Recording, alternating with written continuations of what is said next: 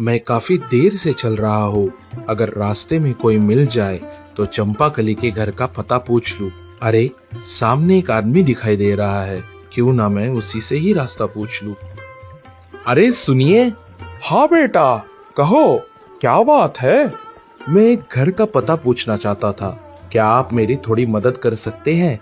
हाँ हाँ बेटा, क्यों नहीं, बताओ किसके घर जाना है? क्या आप गोपाल जी के घर का रास्ता बता सकते हैं? हाँ बेटा, मैं तो घर को अच्छी तरह जानता हूँ। चलो, मैं तुम्हें अपने साथ लेकर जाता हूँ। आपका बहुत बहुत धन्यवाद, आपने मेरी बहुत बड़ी परेशानी दूर कर दी।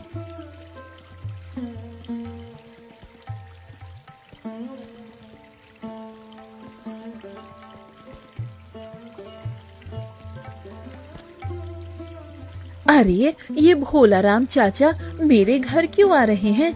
लगता है भोलाराम चाचा किसी बड़े घर के लड़के को लेकर हमारे घर की तरफ ही आ रहे हैं। और वो लड़का तो किसी राजकुमार जैसा दिखाई देता है। मुझे जल्दी से घर जाकर उसके स्वागत की तैयारी करनी चाहिए। झुमकी को भी तो तैयार होने के लिए कहूँगी। शायद इस बार हमारी किस्मत सचमुच खुल जाए। अगर ये हमारे साथ रिश्ता कर ले तो हमारी जिंदगी ही बदल जाएगी। अरे बड़ी बहू, ओ बड़ी बहू, घर पर हो क्या? जरा बाहर तो आओ।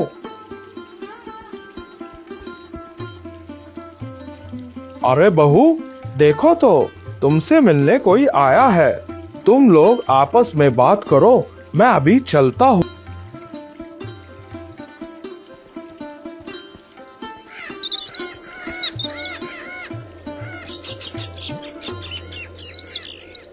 कौन हो बेटा तुम? मैं तुम्हें ठीक से पहचान नहीं पाई। लगता है तुम मुझसे मिलने आए हो। बताओ बेटा, क्या कहना चाहते हो? माता जी, अपना परिचय मैं बाद में दूंगा। पहले आपसे मुझे कुछ जरूरी बातें करनी है, लेकिन ये बातें यहाँ नहीं कही जा सकती। ये बहुत गोपनीय है। ओह अच्छा अच्छा, तो तुम आओ बेटा, घर के अंदर चलकर बैठते हैं, वहीं आराम से बात करेंगे। मेरा तो नाश्ता लगभग पूरा तैयार हो गया है। चलो बाहर जाकर देखती हूँ और भोलाराम चाचा और उस लड़के को घर के अंदर बुलाने का भी इंतजाम करती हूँ। अरे, वो लड़का और भोलाराम चाचा तो कहीं दिखाई नहीं दे रहे।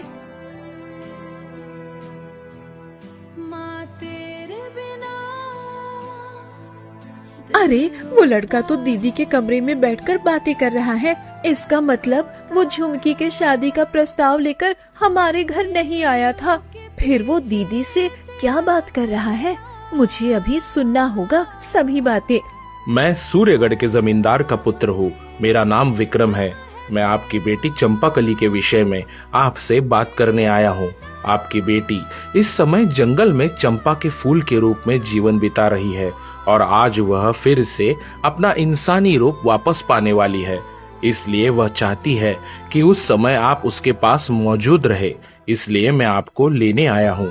सर्वनाश, ये जमींदार का लड़का क्या कह रहा है ये सब? तो इसका मतलब ये है कि चंपाकली को फिर से इंसान बनाने में ये उसकी मदद कर रहा है।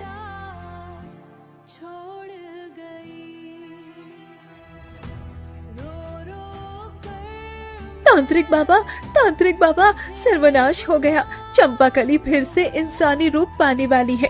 आपकी जादुई शक्ति कोई काम नहीं आई। किसी भी तरह आप चंपाकली को इंसानी रूप में वापस आने से रोक दीजिए, नहीं तो बहुत बड़ा अनर्थ हो जाएगा।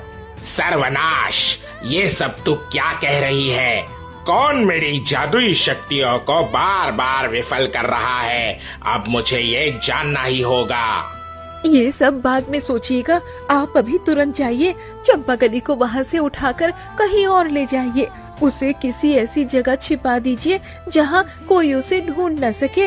इसके अलावा मुझे कोई और उपाय नहीं दिख रहा। किसी भी तरह चंपाकली को आजाद रखना अब संभव नहीं है। ठीक है, मैं अभी जाता हूँ। इस बार मैं चंपाकली को ऐसी जगह छुपाऊंगा कि उसे कभी कोई ढूंढ नहीं पाएगा।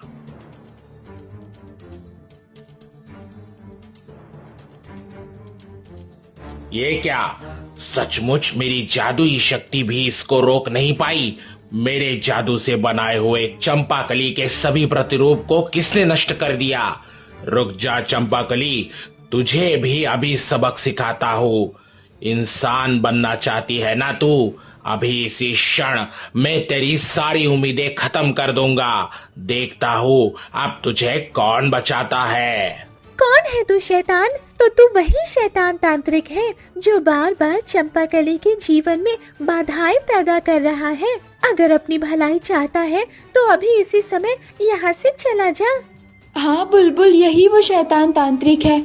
ये पहले भी यहाँ आया था और इसी ने अपनी जादुई शक्तियों से मेरे जैसे दिखने वाले इतने सारे चंपा के फूल बनाए थे ताकि तुम लोग मुझे उन फूलों के बीच पहचान न सको। और अब ये फिर से यहाँ आ गया है। तू क्या चाहता है तांत्रिक? अब फिर से क्यों आया है? शैतान तांत्रिक, तू चंपाकली का कुछ भी नहीं बिगाड़ पाएगा। मैं तुझे चंपाकली को कोई नुकसान नहीं पहुँचाने दूंगी। रुक, अभी तुझे सबक सिखाती हूँ। अच्छा, तो तू मुझे सबक सिखाएगी? अरे मूर्ख चिड़िया, तूने आखिर मुझे समझ क्या रखा है? तू सोचती है कि मेरी जादुई शक्तियों का मुकाबला कर सकती है? रुक जा, अभी तुझे तेरी औकात दिखाता हूँ।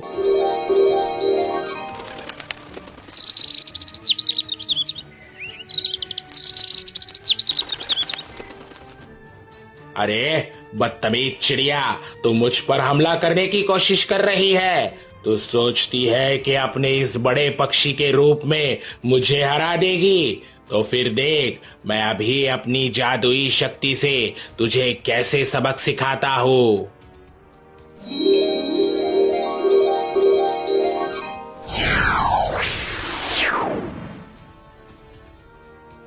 अब चुपचाप यही बेहोश पड़ी रहे और इस मौके का फायदा उठाकर चंपाकली को मैं यहाँ से बहुत दूर ले जाऊंगा। यह कहकर तांत्रिक ने अपनी जादुई शक्ति का प्रयोग किया और चंपाकली को वहाँ से उठाकर अपने साथ ले गया और बुलबुल वहीं बेहोश होकर पड़ी रह गई।